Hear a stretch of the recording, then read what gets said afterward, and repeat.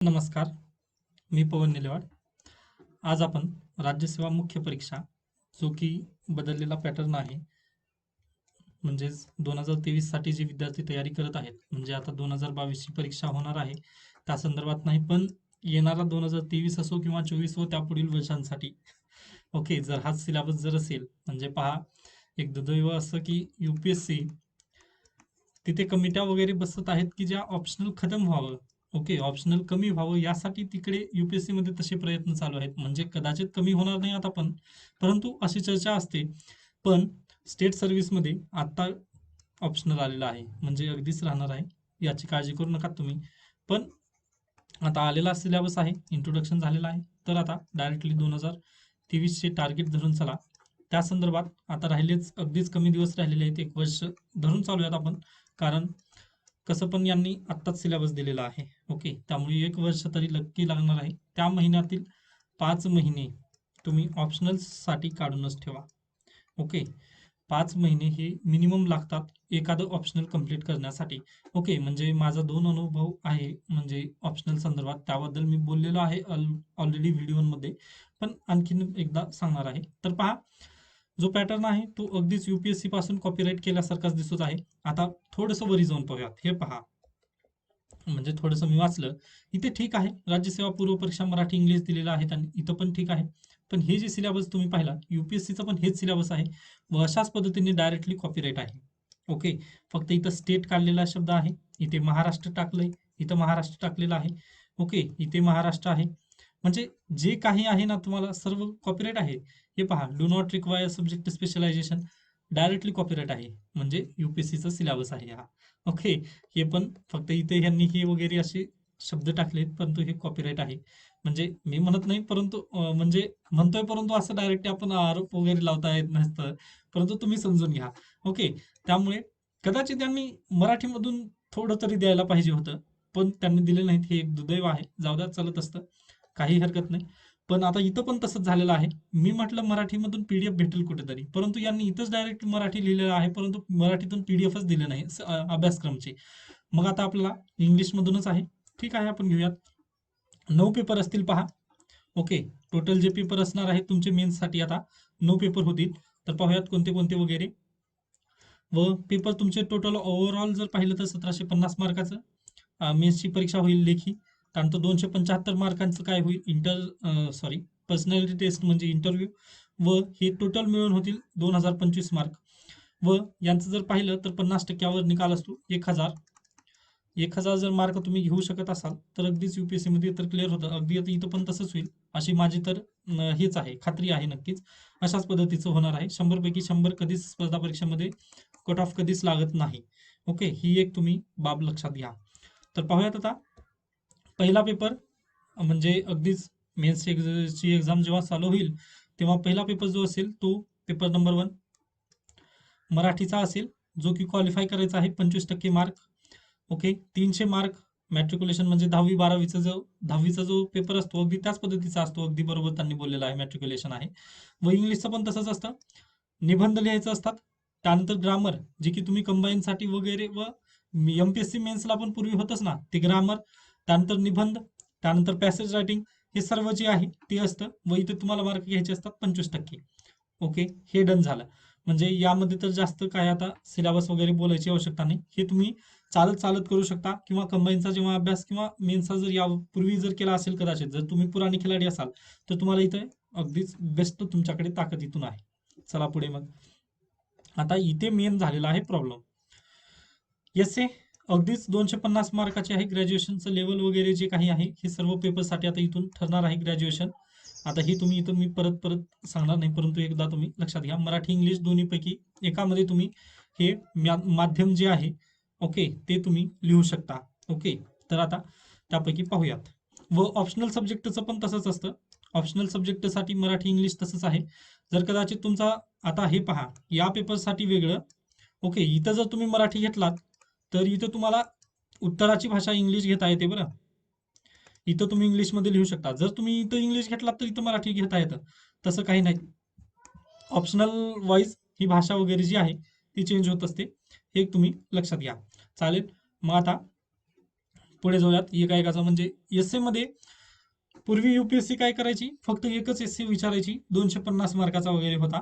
पण आता तसं होत नाहीये, आता 2 एससी येत आहेत. त्यामुळे इथे पण कदाचित तसंच होईल. त्यानंतर जनरल स्टडीज 250, 250 जनरल स्टडीज 2, 3, 4, त्यानंतर 2 ऑप्शनल. आता पहा यांचे पेपर कसे वगैरे असतील ते पाहून घेऊयात. आता हे पूर्ण वगैरे मी वाचत बसणार नाही, ते तुम्ही वेळ मिळाला तर नक्की वाचून घ्या. परंतु मी डायरेक्टली तुम्हाला सांगतोय, त्यामुळे आवश्यकता नाही असं मला वाटते, की कारण भरपूर अनुभव आहे, जास्त तर फेल्युअर्सचाच अनुभव आहे व माणूस अपयशातून भरपूर काही शिकतो. तेच अनुभव तुमच्यासोबत मी शेअर करण्याचा प्रयत्न करतोय, त्यामुळे निश्चिंत राहा. तर झालेलं काय, तर पहा 10 मार्क आणि 15 मार्कचे असे प्रश्न असतील. ओके, म्हणजे 10 मार्काचे 10, हे 10 गुणिले 10 जर केला तुम्ही तर झाले 100 व 15 गुणिले 10 असे जर केला तर 150 गुण 150 व या टोटल जर केला तर 250 मार्काचे असा प्रश्न पेपर असेल तुमचा. बरं, म्हणजे 10 प्रश्न वेगळे आणि 15 प्रश्न 10 मार्काचे 10 प्रश्न व 15 मार्काचे 10 प्रश्न ह्या सर्व पेपरमध्ये.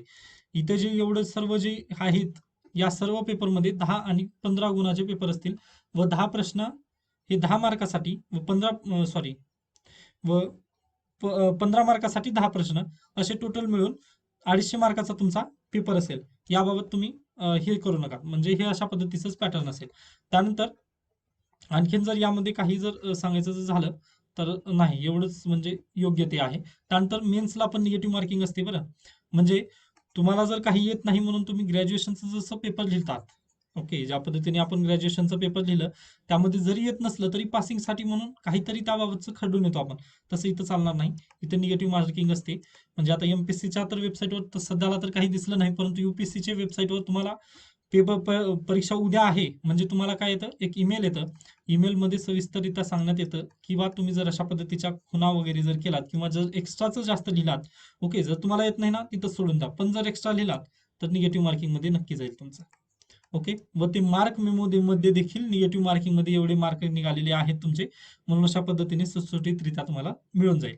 ओके, त्यामुळे मेन्सला युनिव्हर्सिटी टाईपची एक्झाम वगैरे तुम्ही कन्सिडर प्लीज नका करू. आय होप तुम्हाला इथपर्यंत तरी समजलेलं आहे. त्यानंतर पुढे चला. आता पहा qualifying paper of Marathi language. इथे मी तेच म्हटलं, comprehension, precise writing, usage and vocabulary, short essays आणि translation from English to Marathi. हे अगदी सोपं असतं, त्यामुळे याबद्दल जास्त बोलायचं नाही. त्यानंतर इथे पण तेच आहे, इंग्लिश टू मराठी वगैरे. आता शॉर्ट एसेज वगैरे मराठी माध्यमातून लिहायचे असतात. आता मी डायरेक्टली आता पेपर 3 ला सुरुवात करतोय. तो आहे essay. In essay paper candidate may require to write essay on multiple topics. म्हणजे 2 तर यांनी नक्की विचारणार आहेत. त्यानंतर they will be expected to clip closely to the subject of the essay to arrange their ideas in an orderly fashion to write concisely. पहा, एसे अशा पद्धतीने आता युपीएससीचं तर फॅशनच झालेलं आहे. म्हणजे युपीएससीचे जे एसे तुम्ही पाहिलेले असतील गेल्या वर्षी वगैरे, तर पूर्ण फिलॉसॉफी बेस्ड आहेत. ओके, फिलॉसॉफिकल बेस्ड युपीएससीचे एसे आहेत. म्हणजे अगदीच तुम्ही डेलीचे जे जीएसचे पुस्तकं वाचता त्यासोबतच थोडंसं फिलॉसॉफीचा पण आपल्याला अभ्यास करावा लागेल. अशा पद्धतीचं कन्सिडरेशन आपण आता फिलॉसॉफीसाठी युपीएससी साठी वापरू शकतो. परंतु अद्याप पॅटर्न आपल्याला समजलेला नाही आहे, म्हणजे एमपीएससी साठी कसं असेल, त्यामुळे काहीच सांगता येत नाही. तुम्ही काय करू शकता, म्हणजे युपीएससीचे जे पूर्वीचे जे पेपर होते ना, पूर्वीच्या पेपरमध्ये जे निबंध होते एसे, ओके, ते तुम्ही लिहिण्याचा नक्की प्रयत्न आतापासून करा. म्हणजे त्याच्या तर बाहेरचं नक्कीच जाणार नाही. एमपीएससी जरी म्हटलं तरी आता यांनी एवढं कॉपी पेस्ट केलेलं आहे, मग अगदीच ते टॉपिक पण त्यांनी पहिला प्रयत्न आहे. त्यामुळे युपीएससीचे त्यांनी पूर्वीचे जे पेपर झालेले आहेत महिला सक्षमीकरण वगैरे, त्यावरती तर दरवर्षी युपीएससी तर दरवर्षी महिला सक्षमीकरणाला घेऊन येतेच. ओके, टॉपिक डबल रिपीट युपीएससीचा पण होतो, अगदी तसंच एमपीएससी पण करणार आहे. त्यामुळे तुम्ही युपीएससीचे मेन्सचे जे पेपर झालेले आहेत एसएचे, ते तुम्ही नक्की घेऊ शकता. त्यासाठी डाउनलोडसाठी मृणाल सरांची जी वेबसाईट आहे मृणाल.org, त्यावरती तुम्हाला बेस्ट हेल्प होईल. पहा, मृणाल.org म्हणजे अगदीच सर्व सोर्सेससाठी वगैरे तुम्ही या वेबसाईटवर अवलंबून राहू शकता. म्हणजे इकॉनॉमिक्स आणि करंट अफेअर्स यासोबतच जे प्रिव्हियस इयर क्वेश्चन पेपर्स, म्हणजे प्रिलिम असो किंवा मेन्स असो, यासाठी मृणाल सरांची वेबसाईट, त्यानंतर मृणाल सरांचं युट्यूब चॅनल पण आहे. त्याबाबत तुम्ही अगदीच डिपेंड राहू शकता. म्हणजे मी माझं हे करत नाही प्रमोशन, परंतु मृणाल सरांमुळं अगदीच तुम्हाला पण नक्की फायदा होईल. माझे म्हणजे मला पण फायदा भरपूर झालेला आहे, तुम्हाला पण नक्की फायदा होईल ही माझी अपेक्षा आहे. तुम्ही नक्की एकदा पाहून तरी घ्या, म्हणजे त्यांच्याकडून एसएचे जे टॉपिक आहेत ते तेवढे तुम्ही जर घेतली व त्यावरती रोज रोज म्हणतोय मी, म्हणजे किंवा वेळ वगैरे भेटला तर त्यावर विचार किंवा विचार जरी केला तरी परिपूर्ण आहे. ओके, चला मग एसएचं झालं, साईडला ठेवूयात. आता पुढे जाऊयात. आता आहे पेपर क्रमांक 4 व इकडला GS1. यामध्ये काय आहे? Indian heritage, culture, history, geography of the world, society with some weightage of the Maharashtra. तर पाहूयात. Indian culture will cover silent aspect of art forms, literature, architecture from ancient to modern times. त्यानंतर Bhakti movement हे medieval time मधलं आहे. इथं महाराष्ट्र घातलेला आहे, म्हणजे महाराष्ट्रातील समाज सुधारणाच्या जे मुवमेंट वगैरे चाललेले आहेत त्याला पण आपल्याला कव्हर करायचं आहे. मॉडर्न इंडियन हिस्ट्री घ्यायचं आहे पहा. From about the middle of 18th century until the present significant event, personalities and issues. Personalities म्हणजे समाज सुधारक वगैरे इथे पण आपल्याला विचारण्यात आलेलं आहे. आय थिंक जर तुमचा रिस्पॉन्स जर चांगला असेल तर मी मॉडर्न इंडियन हिस्ट्री घ्यावं म्हणत आहे. ओके, कारण माझं अनअकॅडमीवरती जो विषय आहे, कदाचित आपल्यापैकी सर्वांनी म्हणजे मला ऐकलंही असतील कदाचित काही विद्यार्थ्यांनी, म्हणजे इतिहास मी अगदीच बेस्ट शिकवतो. त्यासोबतच मी अनअकॅडमीवरती डाऊट्ससाठी पण आहे मॉडर्न इंडियन हिस्ट्री. ओके, त्यामुळे मला जर रिस्पॉन्स चांगला जर मिळाला तर नक्कीच मी मॉडर्न इंडियन हिस्ट्री घेऊ इच्छितो युट्यूबवरती. त्यानंतर freedom struggle, its various stages and important contributors from the different part of the country. त्यानंतर पोस्ट इंडिपेंडन्स, त्यानंतर हिस्ट्री ऑफ द वर्ल्ड. आता पहा, म्हणजे पूर्वीचा जो सिलेबस होता त्यामध्ये महाराष्ट्राबद्दल जास्त होतं, आता थोडंसं आपल्याला बाहेर पडायचं आहे, म्हणजे फॅक्ट पाठ करून तुम्हाला हे नाहीये. त्यानंतर Indian society, diversity of India, role of woman. हे पहा, मी पहिलं पूर्वीच म्हटलेलं आहे, रोल ऑफ वुमनवर तुम्ही आता आजपासूनच लक्ष द्या, कारण अगदी एसए तर असतो, त्यानंतर सोसायटीमध्ये तुमचे भरपूर प्रश्न क्लिअर होतील इंडियन सोसायटीचे, यासोबतच एसएचे वगैरे. म्हणजे तुम्हाला आयतं टॉपिक आहे role of woman, woman empowerment वगैरे जे काही आहे ते तुम्ही इथून घेऊ शकता. त्यानंतर effect of globalisation on Indian society, social empowerment, communalism, regionalism आणि सेक्युलरिझम इंडियन सोसायटीमधला. त्यानंतर फिजिकल जिओग्राफी वर्ल्डची पूर्ण. त्यानंतर डिस्क्रिप्शन, म्हणजे distribution of key natural resources across the world including South Asia, Indian subcontinent, factors responsible for the location of primary, secondary and tertiary sector industries in various part of the world, including India. Okay, म्हणजे त्या बाबतीत सर्व आपल्याला तिथून अभ्यास करायचा आहे. त्यानंतर important geophysical phenomena such as earthquake, tsunami, volcanic activity, cyclone, etc. Geographical features and their location, changes in critical geographical features including water bodies, ice caps and in flora and fauna. आता पहा, हे पूर्ण वाचून दाखवल्यासारखं झालं, मला पण ते योग्य वाटत नाही. मी डायरेक्टली तुम्हाला यांचं म्हणणं काय आहे हे आता डायरेक्टली सांगतो. ओके, म्हणजे मी माझ्या पद्धतीने समजवण्याचा प्रयत्न करतो. कारण पहा, हे जे सिलेबस आहे अगदीच त्यांनी कॉपी पेस्ट केला आहे, हे तर तुम्ही मान्य केलेलं आहात. जर मी डिस्क्रिप्टिव्ह वाचत गेलं तर ते तुम्हाला पण कंटाळाच येईल, परंतु यामध्ये नेमकं काय म्हटले ते पाहायचे आपल्याला. क्रक्स सांगेन मी, इंडियन आर्ट अँड कल्चरचा भाग जो आहे तो प्राचीन पासून ते मध्ययुगीन पर्यंत घ्यायचा आहे.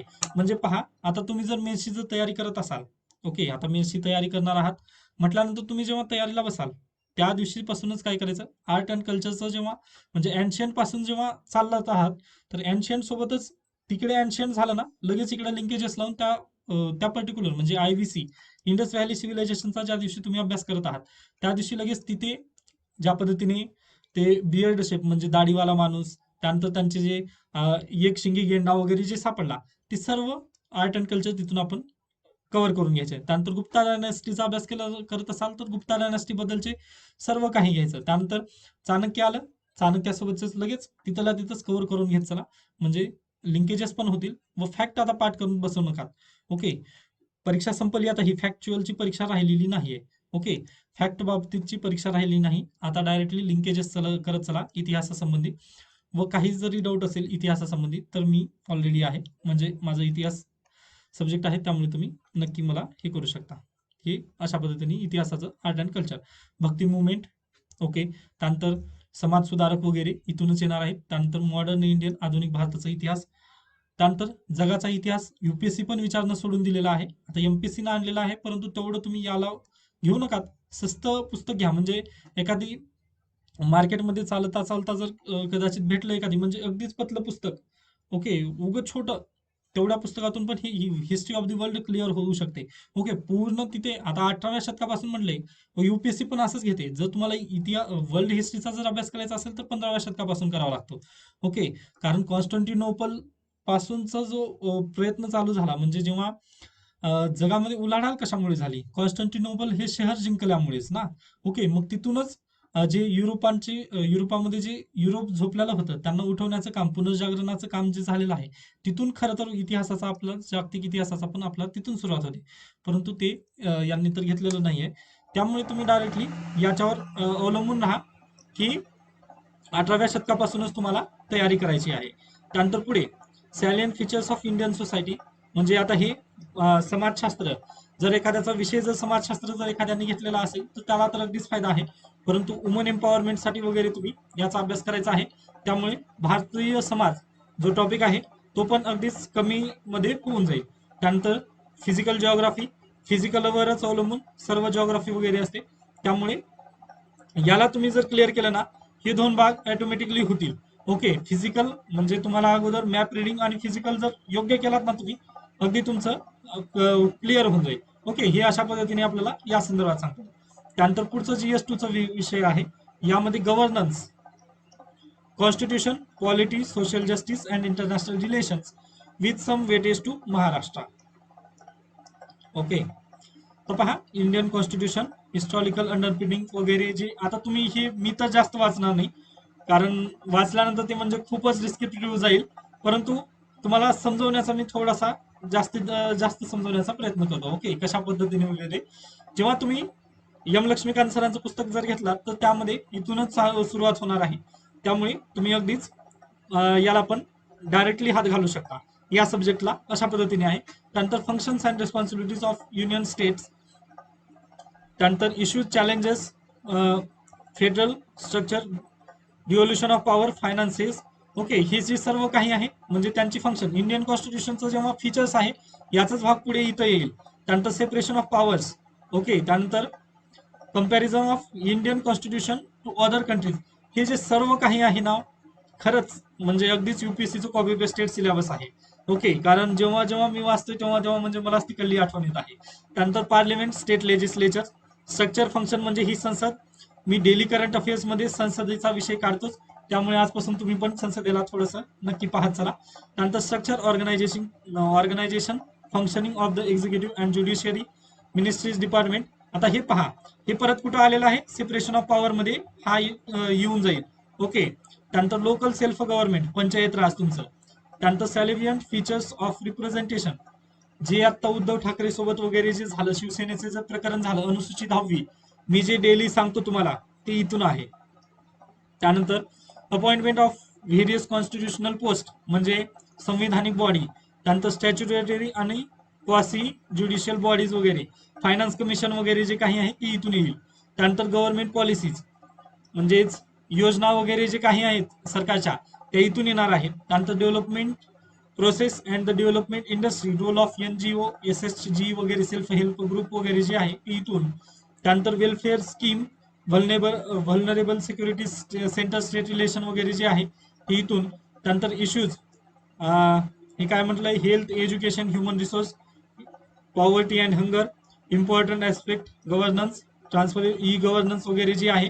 आता हा जो टॉपिक आहे तो इथिक्स मध्ये पण कव्हर होईल, इथिक्स मध्ये पण येणार आहे ई गव्हर्नन्स वगैरे.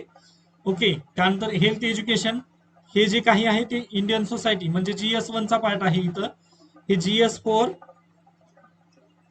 त्यानंतर आणखीन एक कुठे गेलं, एकच मिनिट, हे वेलफेअर स्कीम, हे GS3, GS3 इकॉनॉमिक्स मध्ये पण याला वेटेज देण्यात आलेलं आहे. त्यानंतर role of civil services in democracy, ethics मध्ये सिव्हिल सर्वंटचं येतं. India and its neighbourhood relations, bilateral, regional and global grouping agreement involving India and or affecting India's interest, Indian diaspora. त्यानंतर important international institution, agencies and fora, their structure and mandate म्हणजेच UNO, आंतरराष्ट्रीय संघटना वगैरे त्या संदर्भात आहे. मग यासाठी तुम्हाला आता म्हणजे यामध्ये जास्त डीपली तर जास्त काही गेलं नाही, परंतु सर्व जे काही आहे ते UPSCचाच पॅटर्न आहे. आता पहा, लक्ष्मीकांत आपण इथल्या या 2-3 टॉपिक साठी वापरू शकतो, पण संपूर्ण साठी एम लक्ष्मीकांतवर डिपेंड राहता येत नाही. आता गव्हर्नन्स साठी वगैरे मी संपूर्ण बुक लिस्ट पण देणार आहे, परंतु व्हिडिओ अगदीच लांब होईल हा.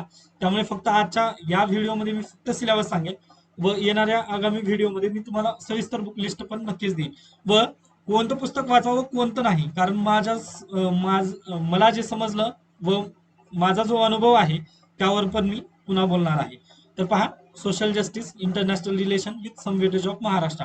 आता पहा, इंटरनॅशनल रिलेशन वगैरे या संदर्भात तर महाराष्ट्रामध्ये इथे जास्त विचारलं जाऊ शकत नाही जीएस मध्ये. कारण पहा, जर जीएस 2 चा जर अभ्यास केला आपण तर गव्हर्नन्सचा जो विषय आहे, कॉन्स्टिट्यूशन वगैरे जे आहे सर्व काही ते कुठं जाईल, ऑलरेडी इंडिया म्हणजे भारतावर जाईल. परंतु महाराष्ट्रामध्ये इथं जास्त वेटेज देता येत नाही. इंटरनॅशनल रिलेशन विथ महाराष्ट्र कसं होईल?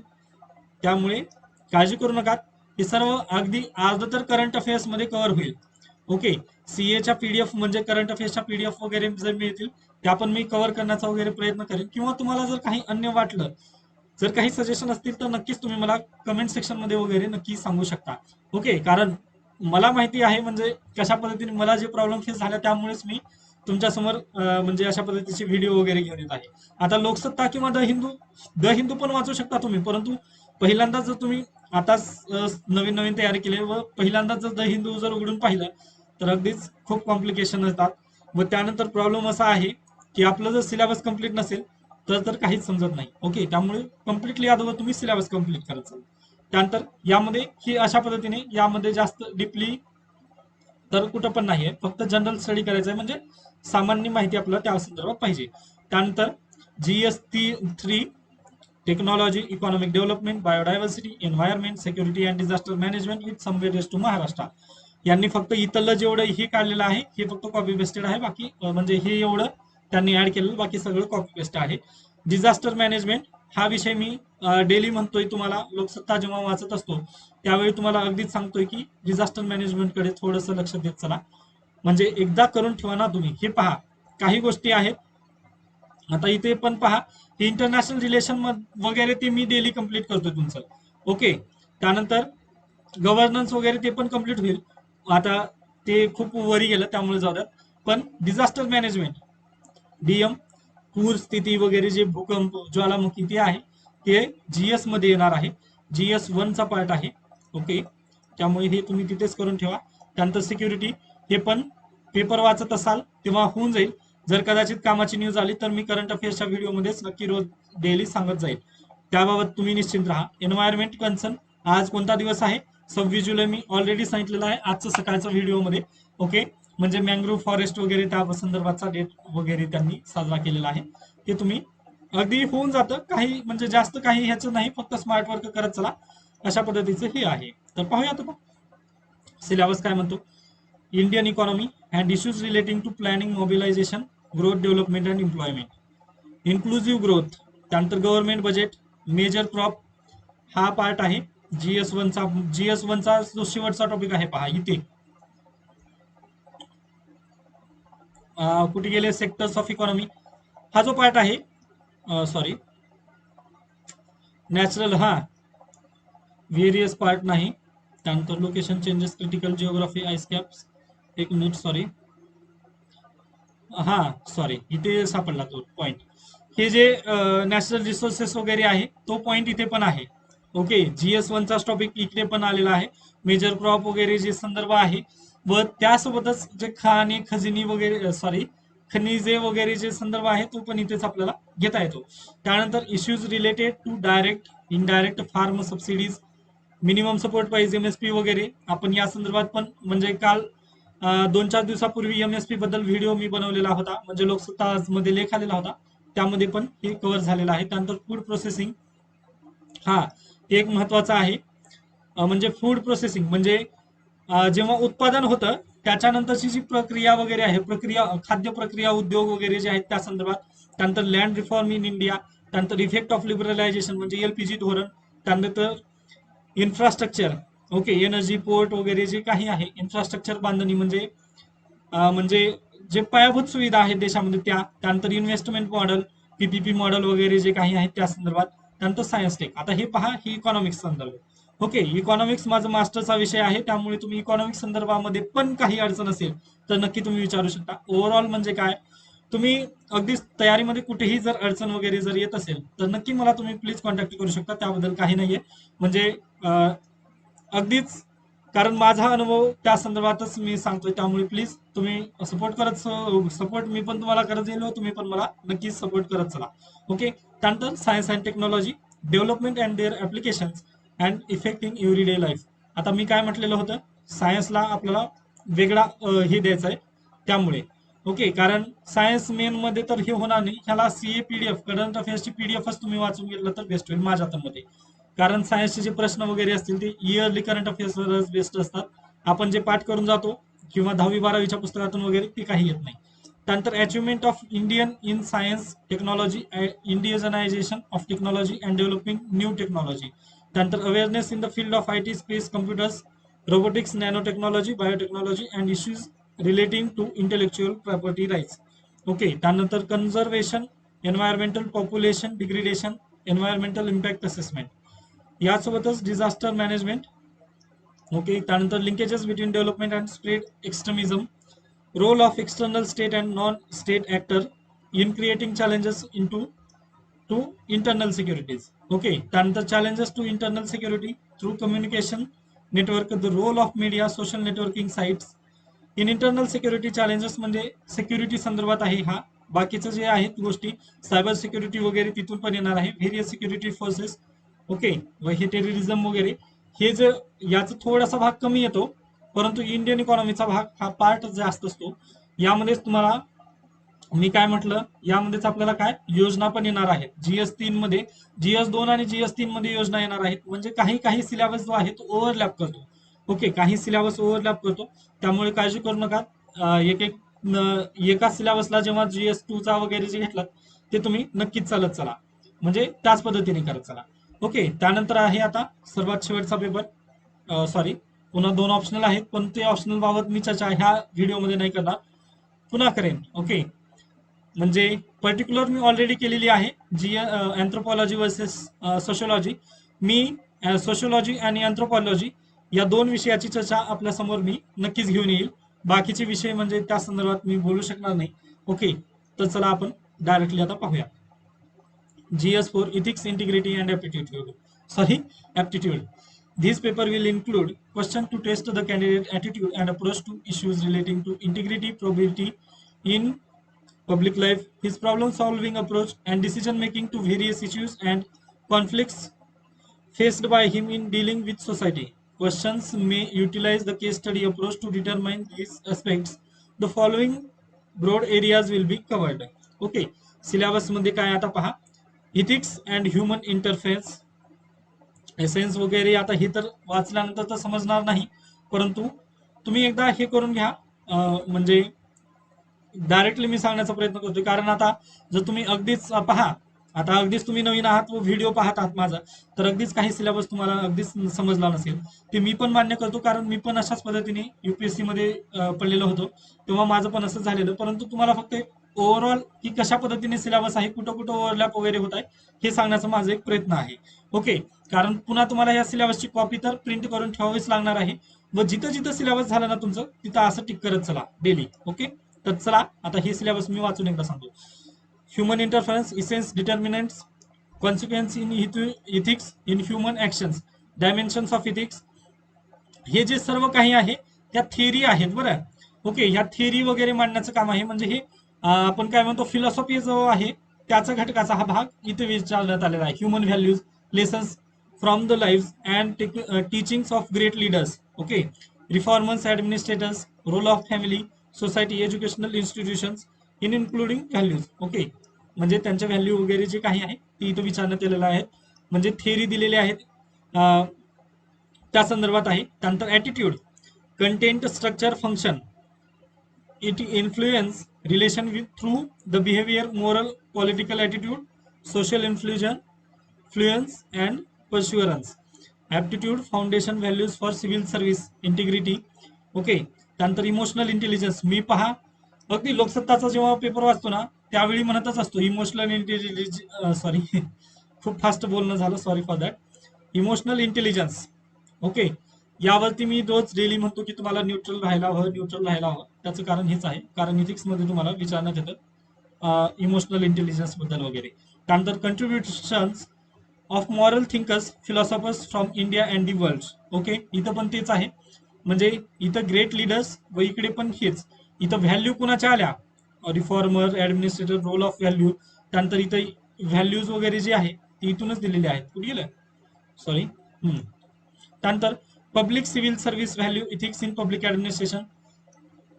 हे जे सर्व काही आहे म्हणजे आता सिव्हिल सर्वंटसाठी रिलेटेड जे काही आहे ते इथं विचारण्यात येतं.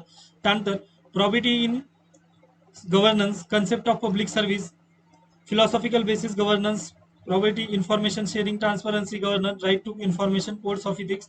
हे जे सर्व काही आहे म्हणजे गव्हर्नन्स, हा गव्हर्नन्सचा पार्ट झाला की उद्या शासन कशा पद्धतीने सुरळीत चालेल किंवा भ्रष्टाचार कमी होईल, ट्रान्सपरन्सी जास्तीत जास्त असेल, या संदर्भात इथे विचारण्यात येतं.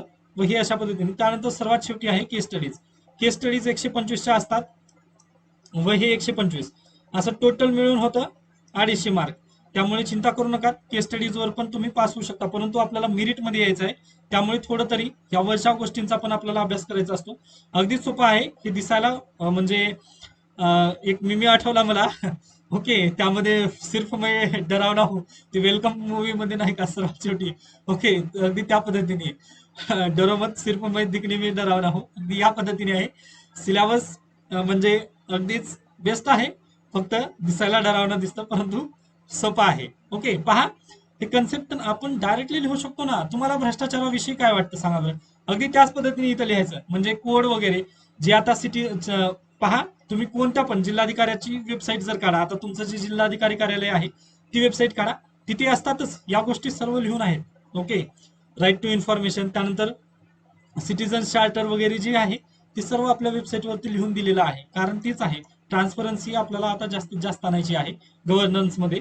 त्यामुळे हे सर्व गोष्टी आपल्याला माहिती आहेत, परंतु आपण ते करत नाही. फक्त आता इथं हे झालेलं आहे की एथिक्स म्हटल्यानंतर खूप अवघड वाटत आहे, पण काही नाही. या विषयाला तुम्ही सर्वात शेवटी वगैरे घेऊ शकता, याबद्दल काही नाही. परंतु आता स्ट्रॅटेजी डायरेक्टली मी सांगेन, पण जाऊ द्या, ऑप्शनल सब्जेक्ट राहिलेले आहेत. पेपर 8 आणि paper 9, 250 मार्कांचे 2 paper optional subject 1 and 2. List of optional subject पहा, ॲग्रिकल्चर, कृषी, animal husbandry and veterinary sciences. त्यानंतर येतं अँथ्रोपॉलॉजी. याविषयी काही शंका वगैरे असेल तर तुम्ही मला प्लीज कॉन्टॅक्ट करू शकता. Botany, chemistry, civil engineering, commerce, economics.